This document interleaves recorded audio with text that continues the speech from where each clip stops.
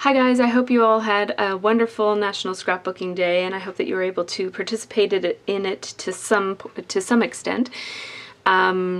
I scrapped the entire day and had a lot of fun, and I actually won a prize from scrapbook.com, so I'm really excited about that. This is a layout that I did not do for National Scrapbooking Day, so I thought I would share this in a separate video, but I'm going to do a share video that just goes through everything that I did on Saturday.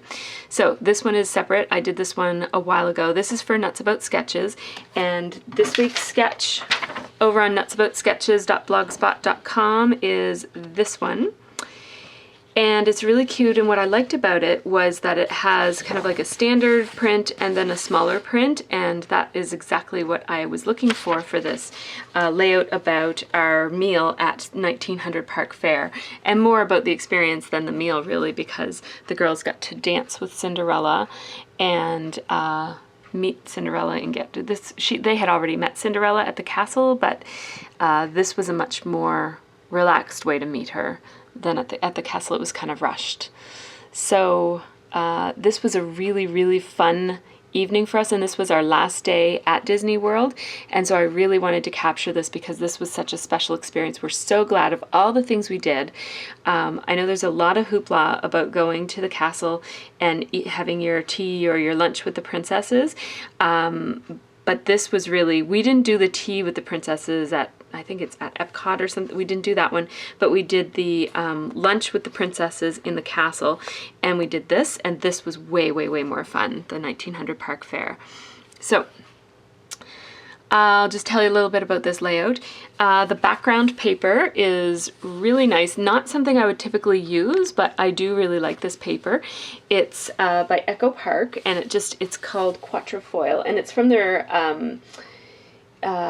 Style Essentials, and I get a lot of these in kits that I belong to. I don't know if it comes in a collection or if you buy it by the sheet or whatever, but I'm really loving Echo Park Style Essentials because I always seem to use them for backgrounds. They make great background papers, and so even though I'm not much of a light pink scrapper, I thought this was really kind of a nice alternative to white. It just gives it a bit of a softer look, and so to even soften it more, I sprayed some Mr. Huey's here and up here, and then I also took, I don't know if you can tell, but there's some Cameo.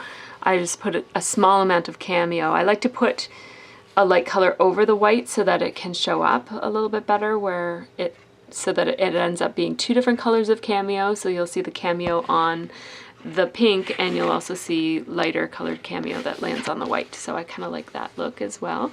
And then I took my Standby, which I use on almost every layout, this craft colored paint splat, and what I do to make that is, you guys have probably seen it in my process videos, I use this Making Memories shopping bag paint, which I'm running out of, and I don't know if you can buy more, and I put it in a Mr. and I add some clear Glimmer Mist, which I'm also running out of, Pearl. And so and then I just shake it up, and I use it to, you can spray this if you make it thin enough. My white one, I spray all the time.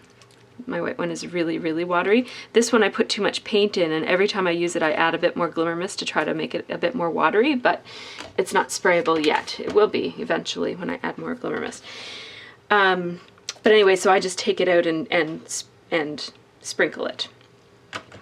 So that was what I did for the background, and then this paper here, all of these papers came in the Studio Calico City Lights kit, which was the April kit, and I also got the Sorbonne add-on, and I don't keep track of which is which, like which stuff came from which kit. Once I get it, I just mix it all together, so I'm sorry I can't tell you which is from which, but you can look it up on their website if you really need to know.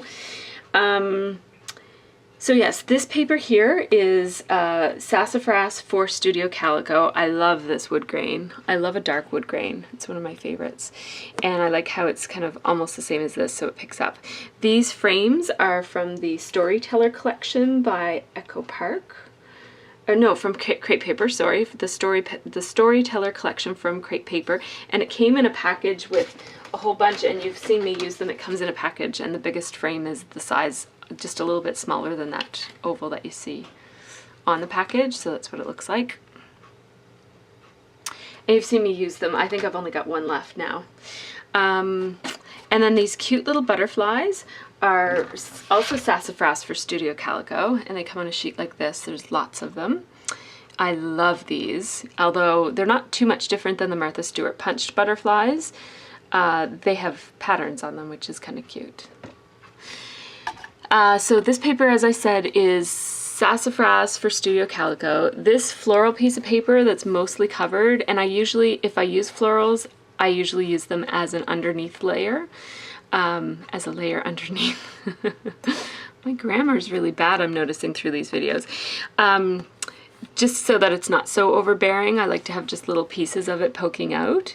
And so this is from the Pretty Party collection, also by Crepe Paper. And I love that collection, although I like it in small doses. And then this gray is also by this gray dot, which I love. I've used it in a lot of different layouts. This month is also from Sassafras for Studio Calico, and so I'm loving all the paper that they're doing, and so happy to still get to see Sassafras and use Sassafras. These little doilies that are here, those are actually the same one that's cut in half, and then I put another one here on the edge and another one down here on the edge. These were cut with my Cameo. And then I just kind of crinkled them up, and I mostly kind of folded them so that they would look like they were cupped up a little bit. So they looked a little bit more like a real doily. I don't like when you cut something on the Cameo, it looks so flat. I like to give it a bit more dimension, so that's what I did with that. These really cute little sequins, I love that they're not metallic. They've got that kind of iridescent coating on them. And then they're a solid color, which I think is underneath of that, which I think is really cool. They've got this like really nice rich red color, and then this orangey coral type color, and some yellows as well. I just love those colors, so I had to sprinkle those.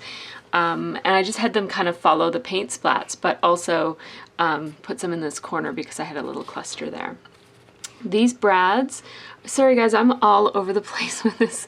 I'm not good at sharing my layouts. I love how some of you go all detailed all through the layout. I'm trying to do that, but I'm going all over the place. So okay, so I talked about all of the papers now, and this is a piece of that Kessie art paper that I love, the school themed paper with the stripes. And so I just, these colors are so bright that just using a little bit of it goes a long way. So I just added a little bit here, here, and here. And I think without that extra pop of color, that this layout wouldn't be nearly as well, I wouldn't like it as much as I like it without that pop of color, so I really like that. These brads here, here, and down here are from the Pretty Party collection by Crepe Paper, and they were really pretty. I really love this floral one. It kind of picks up on the floral over here too, so that's kind of nice, and they're from the same collection. So these are my new favorite thickers, Amy Tangerine. The P isn't on there very good. The Goodness thickers, and I used, at first the whole thing was in the slate, and then I took it off and replaced these with the white ones because it wasn't standing out quite enough, and then I just kind of I decided to go with a two-tone look, with the slate for the word fair and the white for the 1900 Park, just for something different. And then what I did after I had my, I usually kind of like do my background, and then sometimes when I'm doing a layout like this, I'll layer all of this stuff together, and then at the last minute I'll attach it to the bottom. And I think that's what I did with this one, if I remember correctly. And so then after I attached this main part onto my layout, then I just went around and I added a border. It's just like, it's a folded over border. I do this a lot lately. I love to fold paper over things. And then I left a couple of places blank just for added interest, and I also added a couple of those doilies in for interest. And these are almost all the strips, like this even still has the name on it. This is from Kessie Art. These are the advertisement strips from and I even left the manufacturer's name on it. I didn't cut it off. As I was saying, these are the strips from the edges of the paper. So I didn't cut any new strips for this. They were all my scraps. They were destined for the garbage, but they were too pretty, so I put them around the edge, and I really like that look. So yeah, I think that's everything on this layout. If I forgot something or if you have any questions, just let me know.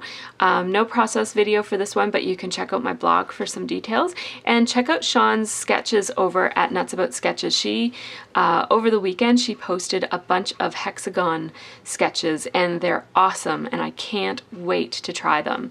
So go on and check out her weekend post with, I think she posted 5 or 6 bonus sketches, and they're just to die for. I can't wait. I'm finally going to get to use my hex die that I've been holding on to and not having much inspiration to use. So thanks for watching, guys, and I will post another layout share video. It'll probably be longer because I've got like 6 layouts to share on it. So take care, guys. Bye-bye.